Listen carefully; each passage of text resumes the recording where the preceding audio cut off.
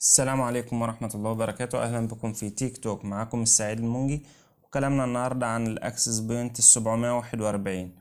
الأكسس ده فيه مشكلة، فاحنا إن شاء الله هنخش على جوجل وننزله سوفت مع بعض ونعمل إعداداته. هتكتب على جوجل تيبي لينك 741 السوفت وير وتعمل بحث، هيدخلك على الموقع الرسمي بتاعه تيبي لينك. هتخش تعمل داونلود للتيبي لينك 741 السوفت وير،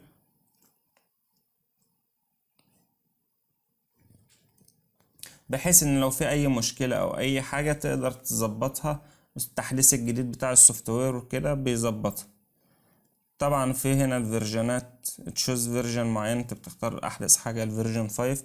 هتنزل تحت شوية هتلاقي في حاجة هنا اسمها فريم وير، هتضغط عليها. الفريم وير ده بيبقى فيه التحديثات او السوفت بتاع الجهاز. هتلاقي اللينك عندك تحت هنا، هتضغط عليه. تقريبا 3 ميجا و63 و36%. هتدونه وبعدين هتفصل الجهاز،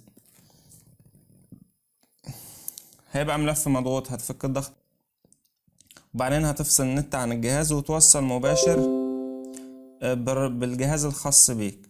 ما ينفعش توصل واي فاي، ما ينفعش تشحن سوفت وير او توصل سوفت وير بواي فاي، لازم توصل مباشر بسلك ايثرنت. وتخش على اعدادات النت، تكتب 192 في الكونفيجر بتاع الاي بي، تكتب 192.168.0،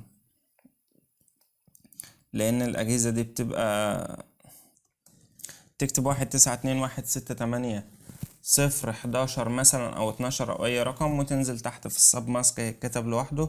تنزل تحت تكتب 192.168.101، لان الاجهزة دي بتبقى اجهزة فرعية بتشتغل بالاي بي 192.168.0.1، مهاش بتشتغل بواحد واحد زي الراوتر وكده. هتخش في اي متصفح وتكتب زي ما قلنا 192.168.0.1 والباسورد ادمن. هيدخلك على هيدخلك على اكسس. هتختار السيستم تولز، بعدين تختار الفريمور ابجريد.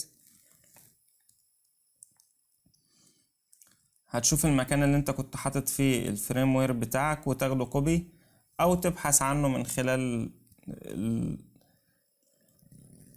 التشوز فايل. هتختار تشوز فايل وبعدين تكتب المكان اللي احنا خدناه كوبي، او تبحث عنه انت وتخش عليه وبعدين تختار ابجريد.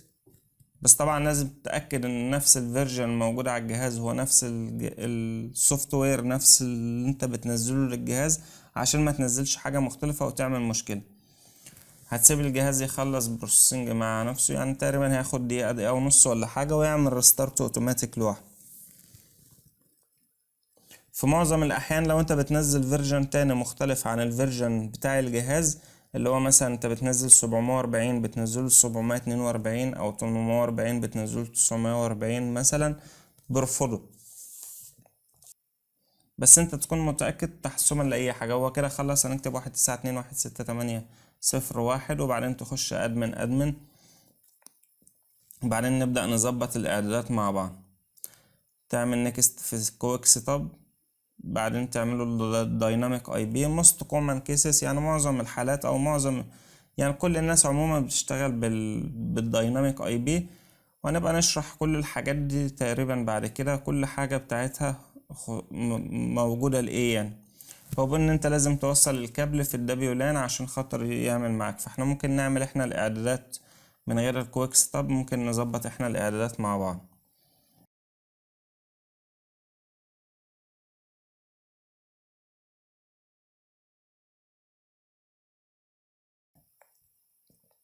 اول حاجه WBS لازم تقفلها، لان دي بتكون سبب اختراق الشبكه من اجهزه الموبايلات والحاجات دي. وبعد كده تخش على النتورك، هتختار الوايرلس وبعدين الوايرلس سيتنج. من هنا هتلاقي وايرلس نتورك نيم، هتسمي الشبكه زي مثلا واي فاي اندرسكول نت 22، او ايا كان الاسم اللي انت عايز تختاره في الريجن او في الدولة. اختار ايجيبت او سيبه براحتك، يعني سواء انت عايز تسيبه اليابان او تختار الريجن مصر عادي. في الانكريبشن او في الوايرلس سكيورتي هتختار ال WPA2 زي ما اتفقنا، وهتختار الانكريبشن EAS، ودي تقريبا افضل حاجة بحيث ان يصعب على اي حد ان هو يخترقها. واليوزر نيم والباسورد زي ما قلنا قبل كده ان هو لازم يفضل يكون 8 ارقام، لان لو عملته اقل من كده الموبايل مش هيقدر يخش عليه. وفي نفس الوقت تضيف عليه اي رمز او اي علامة او حروف كابيتال وسمول بحيث ان هو يبقى صعب ان حد يقدر يخمنه او البرامج تقدر تخترقه.